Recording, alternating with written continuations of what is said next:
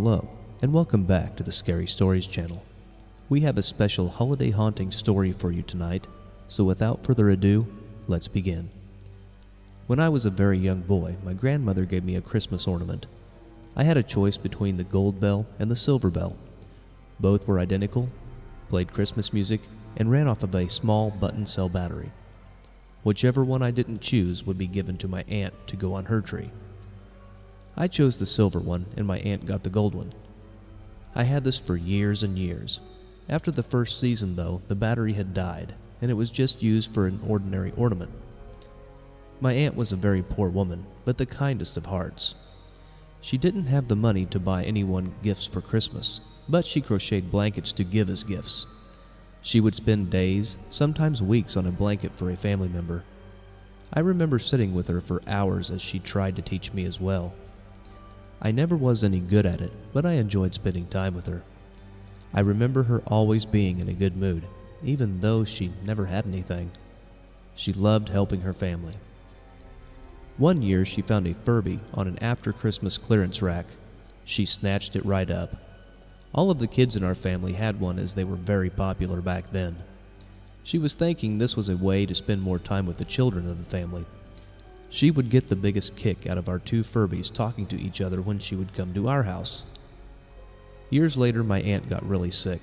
She was in her late 40s and got a severe lung infection. Come to find out, she had terminal cancer.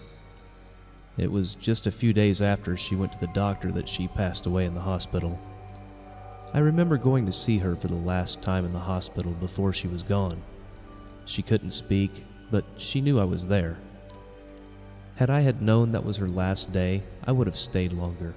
I still feel guilty to this day for leaving her alone in that place on that cold November day. Almost a year had passed since her death, and I remember hanging the silver bell on the Christmas tree. I couldn't help but think of her. I tried turning the switch on to see if it would sing just one last time.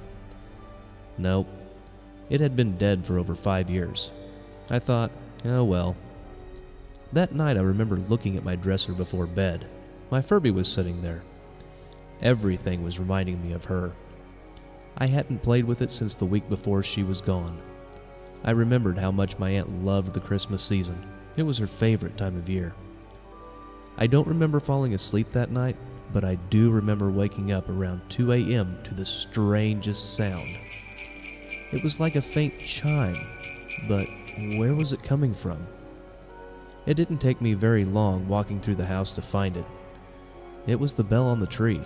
It was playing jingle bells over and over. I didn't think much of it at the time. I switched it to the off position and went back to bed.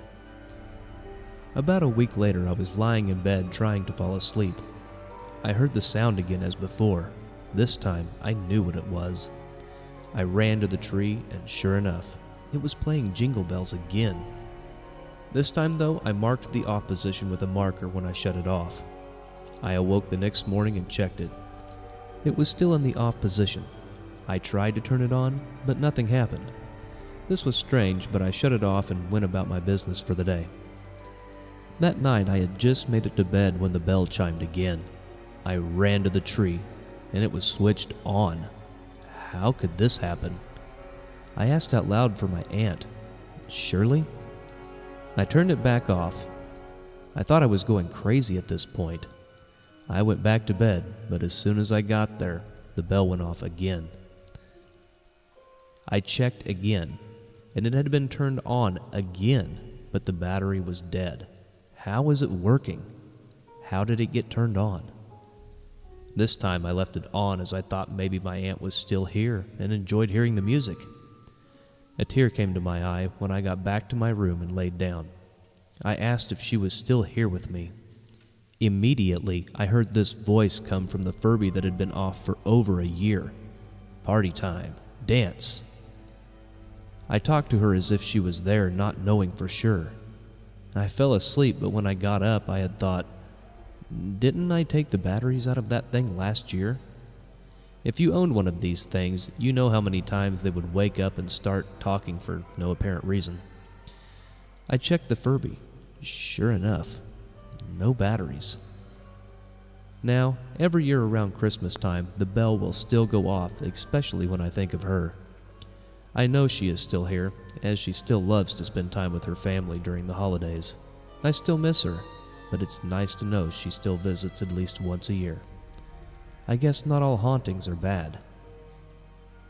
Now for our second story of the night. Tonight's story is one that might make you want to change careers.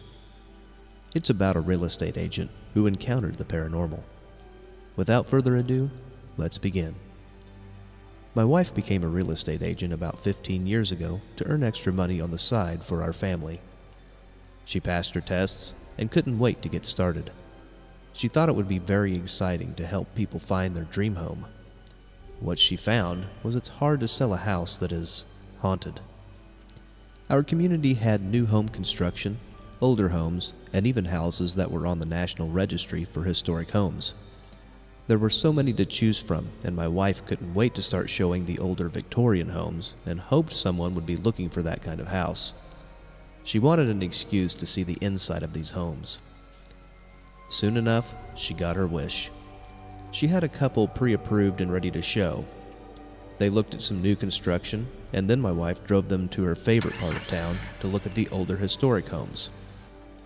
The couple fell in love with a big house on the corner. It was vacant, so my wife was able to show them just a few minutes later. She began to read the listing before they toured the grounds and went inside. 7 bedrooms, 7 bathrooms, library, pocket doors, original hardwoods throughout, large kitchen, living room, library, open staircase, stained glass, and a 3rd-floor ballroom. The couple couldn't wait to go inside. It was in their price range and all they could have hoped for.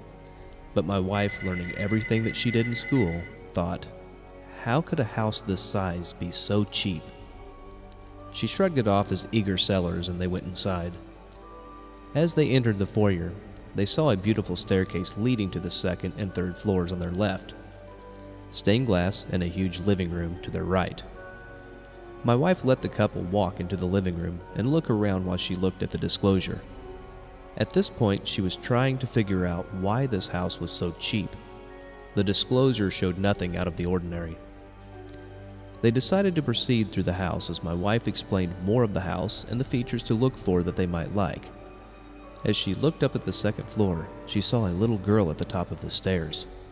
My wife let out a scream and the couple quickly turned around. "What is it?" they asked. "There was a little girl at the top of the stairs," she replied. They laughed and said, "You must be working too hard." Trying to compose herself, she laughed too and said, "Yeah, probably." But she knew what she saw. As they proceeded up the stairs, my wife realized why the house was so cheap. It was haunted.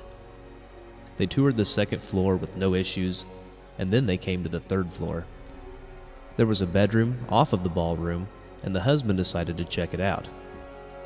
He opened the closet door, and then all of a sudden, he ran from the room into the 2nd floor with no explanation. As they followed him down the stairs, he said, "This is not the house for us." My wife asked what he saw. He said, "A little girl." They all left and decided to call it a day. She came home and told me what happened. I told her how cool it was and I wanted to see the house. She said, "Oh, of course you do," while she was laughing. She decided to do a little research, including calling the listing agent and the owner. The listing agent couldn't make it, but the owner agreed. He was an older gentleman in his mid-80s. As the owner sat in front of her, she asked, "So, who's the little girl in your house?"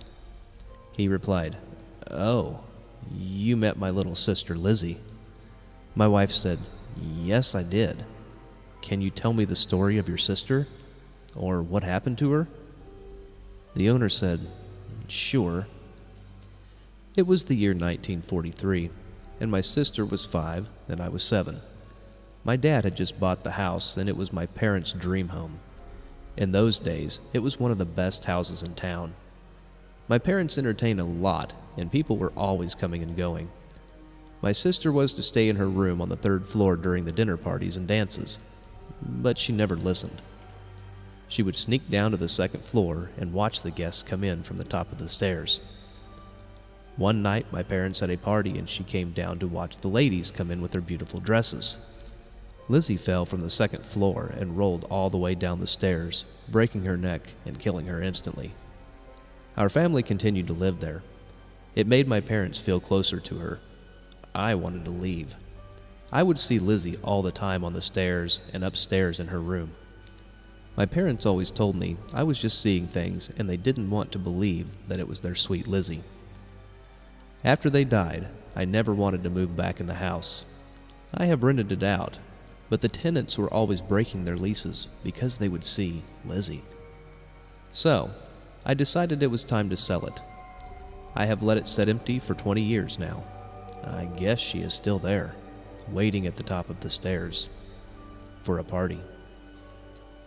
My wife called me immediately after he left her office. She said, "Honey, can we buy the house on the corner?" She took me to look at it and I fell in love with it. We have lived here now for about 6 months. Lizzie is here too. We occasionally come home and she is at the top of the stairs watching us. We tell her hi and go about our business. When the holidays come, or family gatherings and people see her, we introduce her and then she fades away. She is a part of our lives now. We stay out of her space on the 3rd floor. She was here before us and will probably be here after. We hope someday that she finds peace. But for now, she is here and this is her home too. Sometimes we choose a career and we have no idea what is in store for us. That showing changed my wife, that day, and our lives. She did help that couple find their forever home. They couldn't believe this one became ours. So, are you thinking of getting a new home? Did you read the listing carefully? Did you ask your realtor the right questions? Do you know if the house is really vacant or not? And now it has come time for our ending and our version of the night before Christmas. 'Twas the night before Christmas, and I was the host. I was telling of hauntings, spirits, and ghosts. When I stopped for a moment to check the audio deck, the hair rose up on my arms and my neck. I turned right around to see what was there. Tonight, it was my turn to receive the scare. There stood a woman, half visible, half not. I felt so cold even though it was hot. She stared back at me with her shadowy eyes. My ears, they were hurting from her startling cries. Then as soon as she screamed, she faded away.